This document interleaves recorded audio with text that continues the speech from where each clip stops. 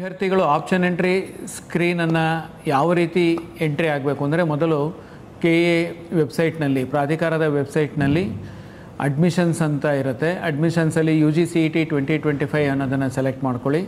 ನಂತರ ಅಲ್ಲಿ ಒಂದು ಲಿಂಕ್ ಇರುತ್ತೆ UGCET 2025 ಆಪ್ಷನ್ ಎಂಟ್ರಿ ಲಿಂಕ್ ಅಂತ. ಅದನ್ನು ಸೆಲೆಕ್ಟ್ ಮಾಡಿದ ತಕ್ಷಣ ನಿಮಗೆ ಈಗ ನೋಡ್ತಾ ಇರ್ತಕ್ಕಂಥ ಸ್ಕ್ರೀನು ನಿಮಗೆ ಇಲ್ಲಿ ಬರುತ್ತೆ. ಸೊ ನಿಮಗೆ ವೆರಿಫಿಕೇಷನ್ ಸ್ಲಿಪ್ಪನ್ನು ಇಟ್ಕೊಂಡಿರಿ. ಆ ವೆರಿಫಿಕೇಷನ್ ಸ್ಲಿಪ್ಪಲ್ಲಿ ನಿಮಗೆ QR ಕೋಡ್ ಇರುತ್ತೆ ಮತ್ತು option entry CET number application number ಎಲ್ಲ ಕೂಡ ಅಲ್ಲಿ ಇರುತ್ತೆ. ಸೊ ಆ ಲಾಗಿನ್ ಸ್ಕ್ರೀನಲ್ಲಿ ನೀವು ಸ್ಟಾರ್ಟ್ ಸ್ಕ್ಯಾನ್ ಅಂತ ಕೊಟ್ಟಾಗ ಆ QR ಕೋಡನ್ನು ನೀವು ಸ್ಕ್ಯಾನ್ ಮಾಡ್ಕೋಬೇಕು. ಸೊ ಸ್ಟಾರ್ಟ್ ಸ್ಕ್ಯಾನ್ ಕೊಡಿ, QR ಕೋಡನ್ನು ತೋರಿಸಿ, ನಿಮ್ಮ ಮೊಬೈಲ್ ಸಂಖ್ಯೆಗೆ OTP ಬರುತ್ತೆ. ಆ OTPಯನ್ನು ನೀವು ಅಲ್ಲಿ ಎಂಟ್ರಿ ಮಾಡಬೇಕು. QR ಕೋಡು ಎಂಟ್ರಿ ಸ್ಕ್ಯಾನ್ ಮಾಡಲಿಕ್ಕೆ ಆಗಲಿಲ್ಲ ಅಂದರೆ ನೀವು ಆಪ್ಷನ್ ಎಂಟ್ರಿ CET ನಂಬರ್ ಮತ್ತು ಅಪ್ಲಿಕೇಶನ್ ನಂಬರನ್ನು ಎಂಟ್ರಿ ಮಾಡೋದ್ರ ಮೂಲಕ ಆಪ್ಷನ್ ಎಂಟ್ರಿ ಸ್ಕ್ರೀನ್ ಕಾಣುತ್ತೆ. ಇಲ್ಲಿ ಅಲರ್ಟ್ ಮೆಸೇಜ್ ಇದೆ.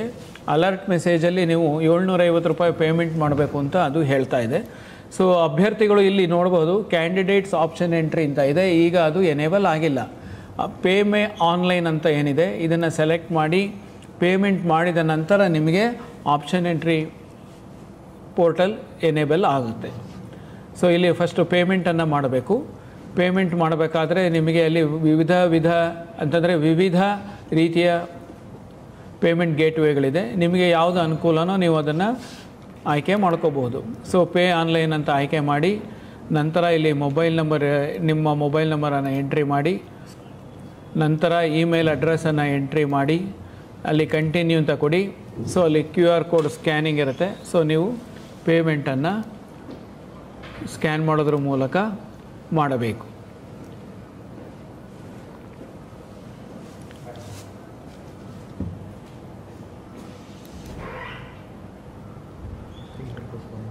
ಸೊ ಇಲ್ಲಿ ಟೆಸ್ಟಿಂಗಿಗೋಸ್ಕರ ಅಲ್ಲಿ 1 ರೂಪಾಯಿ ಅಂತ ತೋರಿಸಿದೆ. ಸೊ ಎಲ್ಲ ಅಭ್ಯರ್ಥಿಗಳು 750 ರೂಪಾಯಿಯನ್ನು ಪೇಮೆಂಟ್ ಮಾಡಬೇಕಾಗತ್ತೆ. ಸೊ ಪೇಮೆಂಟ್ ಮಾಡಿದ ನಂತರ ಪೇಮೆಂಟ್ ಸಕ್ಸಸ್ಫುಲ್ ಅಂತ ಬರುತ್ತೆ. ಅದಾದಮೇಲೆ ಸಕ್ಸಸ್ ರಿಪೋರ್ಟ್ ಅಂತಲೂ ಕೂಡ ಇದೆ. ನೀವು ಅದನ್ನು ಕೂಡ ನೋಡಿಬಿಟ್ಟು ಅದನ್ನು ಪ್ರಿಂಟ್ ಕೂಡ ತೆಗೆದು ಇಟ್ಕೋಬಹುದು. ನಂತರ ನೀವು ಇಲ್ಲಿ ಆಪ್ಷನ್ ಎಂಟ್ರಿ ಸ್ಕ್ರೀನಿಗೆ ಬಂದು ಇಲ್ಲಿ ರಿಫ್ರೆಶನ್ನು ಮಾಡಿ. ಓಕೆ, ಸೊ ರಿಫ್ರೆಶ್ ಮಾಡಿದ ತಕ್ಷಣ ನಿಮಗೆ ಅಲ್ಲಿ ಕ್ಯಾಂಡಿಡೇಟ್ಸ್ ಆಪ್ಷನ್ ಎಂಟ್ರಿ ಲಿಂಕ್ ಅಂತ ಇದೆ ನೋಡಿ, ಈಗ ಅದು ಎನೇಬಲ್ ಆಗಿದೆ. ಸೊ ಇದೇ ರೀತಿ ಆಪ್ಷನ್ ಎಂಟ್ರಿ ಎಕ್ಸಾಂಪಲ್ ಅಂತ ನೀವು ನೋಡ್ಬೋದು. ಡೀಟೇಲ್ಡ್ ಆಪ್ಷನ್ ವರ್ಕ್ಶೀಟ್ ಇದೆ, ಪ್ರಿಂಟ್ ಆಪ್ಷನ್ ಇದೆ, ಅದೇ ರೀತಿ ಇಲ್ಲಿ ರ್ಯಾಂಕ್ಸ್ ಅಂತ ಇದೆ. ನಿಮಗೆ ಬಂದಿರತಕ್ಕಂಥ ಡಿಸಿಪ್ಲಿನ್ ವೈಸ್ ರ್ಯಾಂಕ್ಸ್ ಇಲ್ಲಿ ತೋರಿಸುತ್ತೆ. ನೀವು ಎಷ್ಟು ಡಿಸಿಪ್ಲಿನ್ಗೆ ಎಲಿಜಿಬಲ್ ಇದ್ದೀರಿ, ಎಷ್ಟು ರ್ಯಾಂಕ್ಸ್ ಬಂದಿದೆ ನಿಮಗೆ ಅನ್ನೋದು ಅಲ್ಲಿ ನೀವು ನೋಡಬಹುದು. ಇದು ರೈಟ್ ಸೈಡ್ ಸ್ಕ್ರೀನಲ್ಲಿ ನಿಮಗೆ ಕೋರ್ಸಸ್ ಅಂತ ಇದೆ, ಕಾಲೇಜಸ್ ಅಂತ ಇದೆ. ಸೊ ನೀವು ಕೋರ್ಸಸ್ ಸೆಲೆಕ್ಟ್ ಮಾಡಿದ್ರೆ ಯಾವ್ಯಾವ ಕೋರ್ಸ್ಗಳು ನಿಮಗೆ ಅಡ್ಮಿಷನ್ಸ್ಗೆ ಇದೆ ಅನ್ನೋದನ್ನು ನೀವು ನೋಡ್ತಾ ಇರ್ಬೋದು. ಇಲ್ಲಿ ಇಂಜಿನಿಯರಿಂಗು, ಮೆಡಿಕಲ್ಲು, ಈ ರೀತಿ ಪ್ರತಿಯೊಂದು ಇರುತ್ತೆ. ಸೊ ಅದೇ ರೀತಿ ನೀವು ಕಾಲೇಜಸ್ ಅಂತ ಇದೆ. ಸೊ ಆ ಕಾಲೇಜಸನ್ನು ಸೆಲೆಕ್ಟ್ ಮಾಡಿದ್ರೆ ನಿಮಗೆ ಯಾವ್ಯಾವ ಕಾಲೇಜುಗಳು ಸರ್ಕಾರದಿಂದ ಅನುಮತಿ ಪಡೆದಿವೆ ಅನ್ನೋದು ಲಿಸ್ಟು ಕೂಡ ಅಲ್ಲಿ ನಿಮಗೆ ಕಾಣಸಿಗುತ್ತೆ. List of colleges approved by the government for seat allotment, ಇದಿಷ್ಟು ಕೂಡ ನಿಮಗೆ ಅಲ್ಲಿ ಡಿಸ್ಪ್ಲೇ ಆಗುತ್ತೆ. ಡಿಸಿಪ್ಲಿನ್ ವೈಸ್ ಅದು ನಿಮಗೆ ತೋರಿಸುತ್ತೆ. ಸೊ ನಾವು it is showing medical college list. ಈಗ ಮೆಡಿಕಲ್ ಕಾಲೇಜ್ ಲಿಸ್ಟ್ ತೋರಿಸ್ತಾ ಇದೆ. ಸೊ ಇದೇ ರೀತಿ ನಿಮಗೆ ಡೆಂಟಲ್ ಕಾಲೇಜ್ ಲಿಸ್ಟ್ ಬರುತ್ತೆ, ಅದೇ ರೀತಿ ಆಯುಷ್ ಕಾಲೇಜು, ಅದೇ ರೀತಿ ನಿಮಗೆ ಯೋಗ ಆ್ಯಂಡ್ ನ್ಯಾಚುರೋಪತಿ ಮತ್ತು ಆರ್ಕಿಟೆಕ್ಚರ್, ಸೊ ಇಂಜಿನಿಯರಿಂಗ್. ಸೊ ಈ ರೀತಿ ಪ್ರತಿಯೊಂದು ಡಿಸಿಪ್ಲಿನಲ್ಲೂ ಕೂಡ ನಿಮಗೆ ಲಿಸ್ಟ್ ಬರುತ್ತೆ. ಇಲ್ಲಿ ಏನಪ್ಪ ಪ್ರಾಮುಖ್ಯವಾಗಿ ನೀವು ಗಮನಿಸಬೇಕು ಅಂತಂದರೆ, ಯಾವ ಕಾಲೇಜು ನೀವು ನೋಡ್ತಾ ಇದ್ದೀರಿ ಆ ಕಾಲೇಜಲ್ಲಿ ಪಕ್ಕದಲ್ಲಿ ನಿಮಗೆ ಕಾಲೇಜ್ ಇನ್ಫಾರ್ಮೇಷನ್ ಅಂತ ಇದೆ. ಇದನ್ನು ನೀವು ಕ್ಲಿಕ್ ಮಾಡಿದ್ರೆ ಆ ಕಾಲೇಜಿನ ಬಗ್ಗೆ ಮಾಹಿತಿ ಕೂಡ ನಿಮಗೆ ಅಲ್ಲಿ ಡಿಸ್ಪ್ಲೇ ಆಗುತ್ತೆ. ಕಾಲೇಜಿನ ಮಾಹಿತಿ ಕಾಲೇಜು ಪೋರ್ಟಲಲ್ಲಿ ಕಾಲೇಜಿನವರು ದಾಖಲಿಸಿರ್ತಾರೆ. ಕಾಲೇಜಿನವರು ದಾಖಲಿಸಿರ್ತಕ್ಕಂಥ ಮಾಹಿತಿಯನ್ನು ಅಲ್ಲಿ ಡಿಸ್ಪ್ಲೇ ಮಾಡ್ತೀವಿ. ಈಗ ಇಲ್ಲಿ ಕ್ಯಾಂಡಿಡೇಟ್ಸ್ ಆಪ್ಷನ್ ಎಂಟ್ರಿಗೆ ನಾವು ಮೊದಲು ಬರೋಣ. ಸೊ ಇದನ್ನು ಆಯ್ಕೆ ಮಾಡಿದ ನಂತರ ಇಲ್ಲಿ ನಿಮಗೆ ಒಂದು ಮೆಸೇಜ್ ಪಾಪಪ್ ಆಗುತ್ತೆ. I am aware that the options entered by me for the first round will continue as it is for all the subsequent rounds of online seat allotment. ಈ ಥರ ಇದೆ ಅಲ್ಲಿ ಅಂತಂದರೆ ನಾವು ಮೊದಲನೇ ರೌಂಡ್ ಸುತ್ತಿಗೆ ಏನು ಆಪ್ಷನ್ಸನ್ನು ಎಂಟ್ರಿ ಮಾಡ್ತೀವಿ ಅದು ಎಲ್ಲ ಸುತ್ತುಗಳಿಗೂ ಕೂಡ ಇರುತ್ತೆ. ಹೊಸದಾಗಿ ಆಪ್ಷನ್ ಎಂಟ್ರಿ ಮಾಡಲಿಕ್ಕೆ ಅವಕಾಶ ಇಲ್ಲ ಅನ್ನತಕ್ಕಂಥ ಒಂದು ಮೆಸೇಜನ್ನು ಅಲ್ಲಿ ತೋರಿಸುತ್ತೆ. ನೀವು ಅದನ್ನು ಅಗ್ರಿ ಅಂತ ಸೆಲೆಕ್ಟ್ ಮಾಡ್ಕೋಬೇಕು. ಇದಾದ ಮೇಲೆ ನಿಮಗೆ ಡಿಸಿಪ್ಲಿನ್ ಸೆಲೆಕ್ಟ್ ಮಾಡ್ಕೋಬೇಕಾಗತ್ತೆ ನೀವು. ಅಂತಂದರೆ ನಿಮಗೆ ಮೆಡಿಕಲ್, ಡೆಂಟಲ್, ಆಯುಷ್, ಯೋಗ, ನ್ಯಾಚುರೋಪತಿ, ಆರ್ಕಿಟೆಕ್ಚರ್, ಇಂಜಿನಿಯರಿಂಗ್ ಈ ರೀತಿ. ಸೊ ನಿಮ್ಮ ಮೊದಲನೇ ಆಯ್ಕೆ ಯಾವುದು? ನೀವು ಈಗಾಗಲೇ ಏನು ಲಿಸ್ಟ್ ಮಾಡಿದ್ದೀರಿ ಅದರಲ್ಲಿ ಮೊದಲನೇದು ಯಾವುದು? ಉದಾಹರಣೆಗೆ ಮೆಡಿಕಲ್ ನೀವು ಮೊದಲು ಆಯ್ಕೆ ಮಾಡ್ಕೊಂಡಿದ್ದರೆ ಅಲ್ಲಿ ಮೆಡಿಕಲ್ ಅಂತ ತಗೊಳ್ಳಿ. ಇದಾದಮೇಲೆ ಸೆಲೆಕ್ಟ್ ಸ್ಟ್ರೀಮ್ ಅಂತ ಇದೆ, ಕೋರ್ಸ್ ಅಥವಾ ಕಾಲೇಜ್ ಅಂತ. ಸೊ ಕೋರ್ಸ್ ಸೆಲೆಕ್ಟ್ ಮಾಡಿದ್ರೆ ನಿಮಗೆ ಇಲ್ಲಿ ಸೆಲೆಕ್ಟ್ ಕೋರ್ಸಲ್ಲಿ ಮೆಡಿಕಲ್ ಕಾಲೇಜಲ್ಲಿ ಏನೇನಿದೆ ಅಂತಂದರೆ MBBS government, MBBS NRI, MBBS others, MBBS private ಅಂತ. ಸೊ ಅದೇ ರೀತಿ ನೀವು ಕಾಲೇಜ್ ಸೆಲೆಕ್ಟ್ ಮಾಡಿದ್ರೆ ಲಿಸ್ಟ್ ಆಫ್ ಕಾಲೇಜಸ್ ಅಲ್ಲಿ ಬರುತ್ತೆ. So Bangalore medical college, Ambedkar medical college, Kempegowda medical college, medical sciences, MS Ramaiah, ಈ ರೀತಿ ಎಷ್ಟು ಕಾಲೇಜುಗಳಿದೆ, ಎಷ್ಟು ಅಪ್ರೂವ್ ಇದೆ ಅಷ್ಟೂ ಕೂಡ ಅಲ್ಲಿ ಡಿಸ್ಪ್ಲೇ ಆಗ್ತಾ ಇರುತ್ತೆ. ಸೊ ಮೊದಲು ನಿಮಗೆ ಕೋರ್ಸನ್ನು ನೀವು ಸೆಲೆಕ್ಟ್ ಮಾಡ್ಕೋತೀರಾ. ಕೋರ್ಸನ್ನು ಸೆಲೆಕ್ಟ್ ಮಾಡಿ ನೀವು MBBS ಗೌರ್ಮೆಂಟ್ ಅಂತ ಸೆಲೆಕ್ಟ್ ಮಾಡಿ. ಸೊ MBBS ಗೌರ್ಮೆಂಟ್ ಅಂತ ನೀವು ಸೆಲೆಕ್ಟ್ ಮಾಡಿದ್ರೆ ನಿಮಗೆ ಅಲ್ಲಿ ಎಷ್ಟು ಗೌರ್ಮೆಂಟ್ ಶೇರ್ ಆಫ್ ಸೀಟ್ಸ್ ಯಾವ್ಯಾವ ಕಾಲೇಜಲ್ಲಿದೆ, ಅದರ ಕಾಲೇಜು ಮತ್ತು ಫೀಸ್ ಏನು ಅದು ಕೂಡ ಅಲ್ಲಿ ಡಿಸ್ಪ್ಲೇ ಆಗುತ್ತೆ. ಈಗ ESI ಮೆಡಿಕಲ್ ಕಾಲೇಜಲ್ಲಿ 1,10,100 ಅಂತ ಫೀಸ್ ಇದೆ. ಅದೇ ರೀತಿ Gulbarga institute of medical science 6,500 ಇದೆ. ಸೊ ಅದೇ ರೀತಿ ನೀವು ಪ್ರೈವೇಟ್ ಕಾಲೇಜಲ್ಲಿ ಗೌರ್ಮೆಂಟ್ ಸೀಟ್ ಅಂತಂದರೆ 1,54,321 ಫೀಸ್ ಅಂತ ಇರುತ್ತೆ. ಈ ರೀತಿ ಕಾಲೇಜು ಮತ್ತು ಫೀಸು ಎರಡೂ ಕೂಡ ಅಲ್ಲಿ ಡಿಸ್ಪ್ಲೇ ಆಗಿರುತ್ತೆ. ಸೊ ಈಗ ನೀವು ಲಿಸ್ಟಲ್ಲಿ ನಿಮ್ಮದು ಮೊದಲನೇ ಆಪ್ಷನ್ ಏನಿದೆ, ಫಾರ್ ಎಕ್ಸಾಂಪಲ್ ನೀವು ಬ್ಯಾಂಗ್ಳೂರು ಮೆಡಿಕಲ್ ಕಾಲೇಜ್ ಅಂತ ನಿಮ್ಮ ಮೊದಲನೇ ಆಪ್ಷನ್ ಇದ್ದರೆ ಅಲ್ಲಿ 1 ಅಂತ ಟೈಪ್ ಮಾಡಬೇಕು. Next Mysuru medical college second ಅಂತ ನೀವು ಸೆಲೆಕ್ಟ್ ಮಾಡಿದರೆ ಅಲ್ಲಿ 2 ಅಂತ ಟೈಪ್ ಮಾಡಿ. ಸೊ ಇದೇ ರೀತಿ ಮಂಡ್ಯ 3 ಇದ್ದರೆ ಮಂಡ್ಯ 3 ಮಾಡ್ಕೊಳ್ಳಿ. ನಿಮಗೆ ನೆಕ್ಸ್ಟ್ ಯಾವ್ದು ಬೇಕು, ಶಿವಮೊಗ್ಗ ಬೇಕು, ಸೊ ಅಲ್ಲಿ 4 ಅಂತ ಟೈಪ್ ಮಾಡಿ. ಈ ರೀತಿ ನಿಮಗೆ ಯಾವ್ಯಾವ ಕಾಲೇಜುಗಳು ನೀವು ಯಾವ ಆರ್ಡ್ರಲ್ಲಿ ಹಾಕ್ಕೊಂಡಿರ್ತೀರಿ ಅಷ್ಟು ಕಾಲೇಜುಗಳನ್ನ ಮುಂದೆ ಭಾಗದಲ್ಲಿ ಇರ್ತಕ್ಕಂಥ ಬಾಕ್ಸಲ್ಲಿ ನೀವು ನಂಬರ್ಸನ್ನು ಎಂಟ್ರಿ ಮಾಡ್ತಾ ಹೋಗಬೇಕು. ನೀವು ಕಾಲೇಜ್ ಹೆಸರನ್ನು ಟೈಪ್ ಮಾಡ್ತಾ ಅವಶ್ಯಕತೆ ಇಲ್ಲ, ಅಥವಾ ಯಾವ ಕೋರ್ಸು ಅನ್ನೋದನ್ನು ಟೈಪ್ ಮಾಡ್ತಕ್ಕಂಥ ಅವಶ್ಯಕತೆ ಇರೋದಿಲ್ಲ. ಬರೀ ನಂಬರನ್ನು ನೀವು ಎಂಟ್ರಿ ಮಾಡ್ತಾ ಹೋಗಬೇಕು.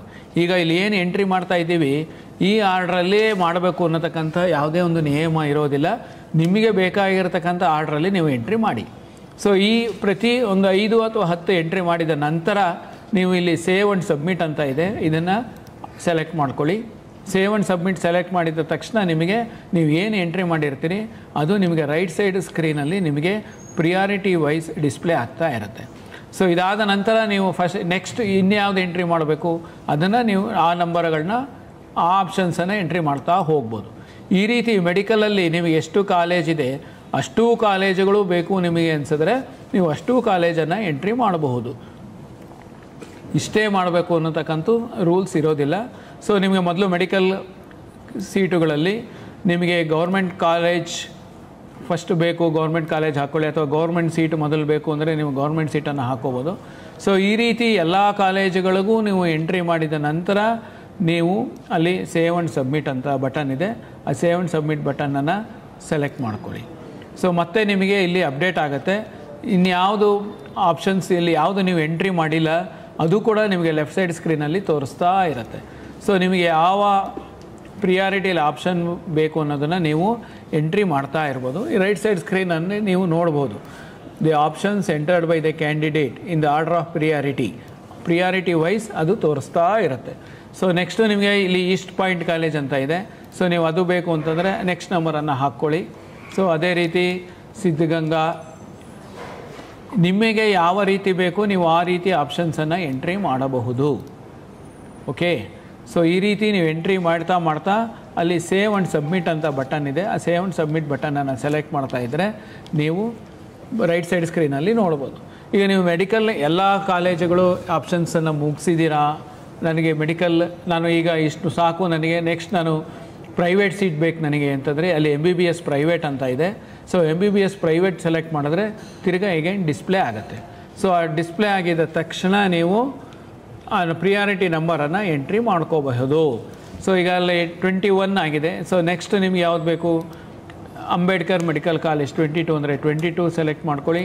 ನೆಕ್ಸ್ಟು ಕಿಮ್ಸಲ್ಲಿ 23 ಇದೆ, ನೆಕ್ಸ್ಟು 24. ಈ ರೀತಿ ನಿಮಗೆ ಪ್ರಿಯಾರಿಟಿ ನಂಬರ್ ನೀವು ಏನು ಎಂಟ್ರಿ ರೆಡಿ ಇಟ್ಕೊಂಡಿರ್ತೀರಿ ಆ ಪ್ರಿಯಾರಿಟಿ ನಂಬರನ್ನು ಅಲ್ಲಿ ದಾಖಲಿಸ್ತಾ ಹೋಗಬೇಕು. ಸೊ ಪ್ರಿಯಾರಿಟಿ ನಂಬರ್ ನೀವು ಆ ಬಾಕ್ಸಲ್ಲಿ ಎಂಟ್ರಿ ಮಾಡಬೇಕು. ನಂತರ ಸೇವ್ ಆ್ಯಂಡ್ ಸಬ್ಮಿಟ್ ಬಟನನ್ನು ಮಾಡಬೇಕು.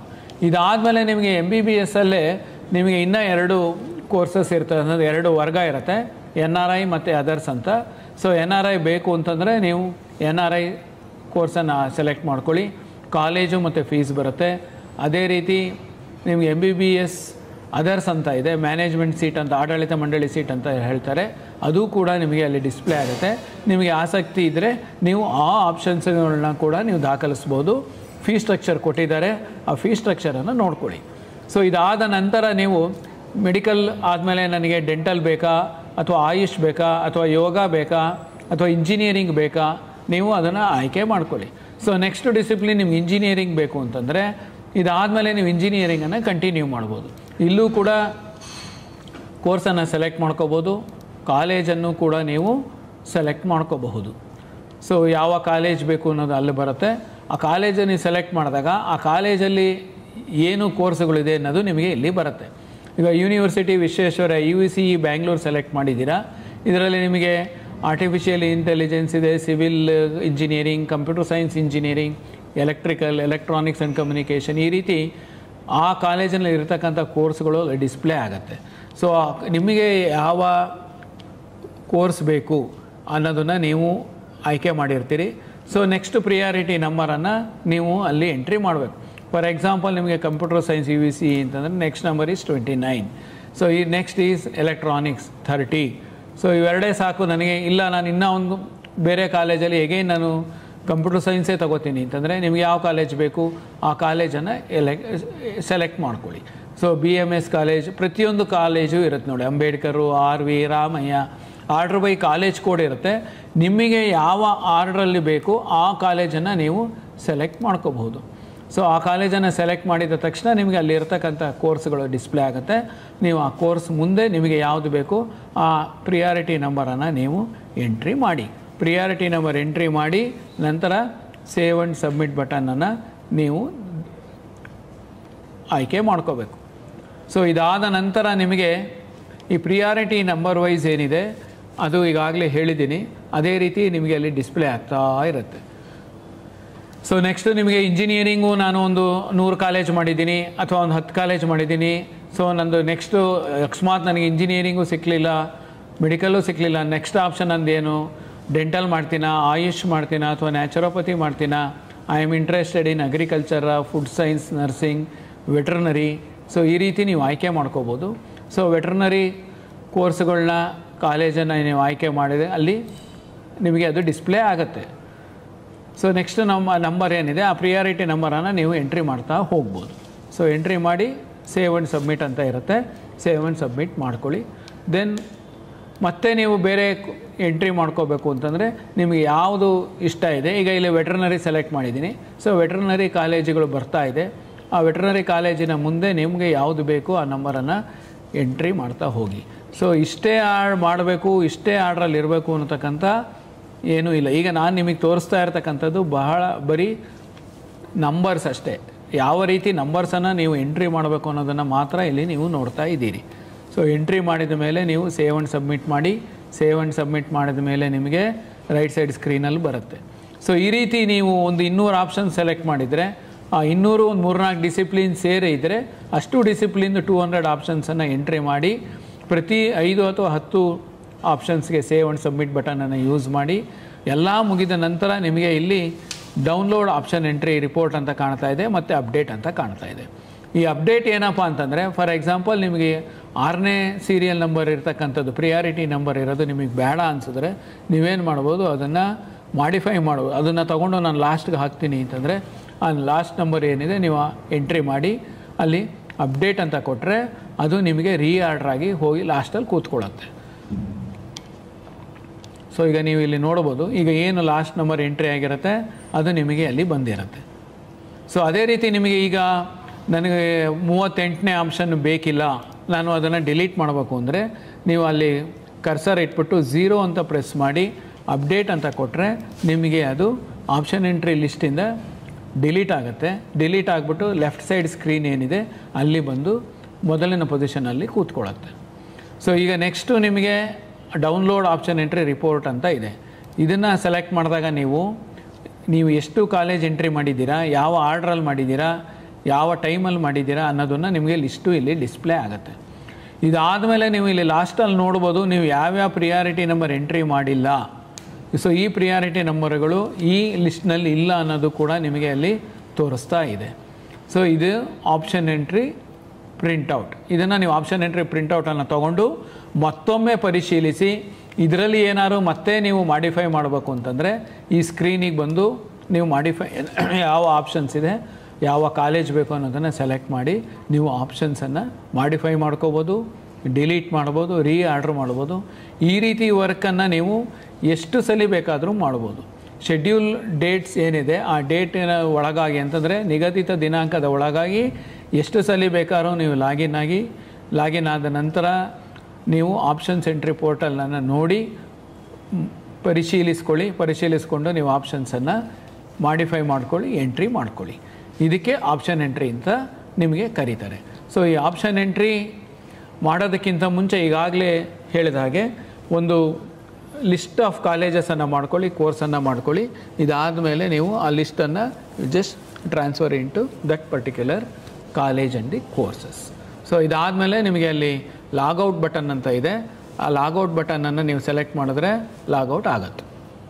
ಇದನ್ನು ಆಪ್ಷನ್ ಎಂಟ್ರಿ ಅಂತ ಕರೀತಾರೆ.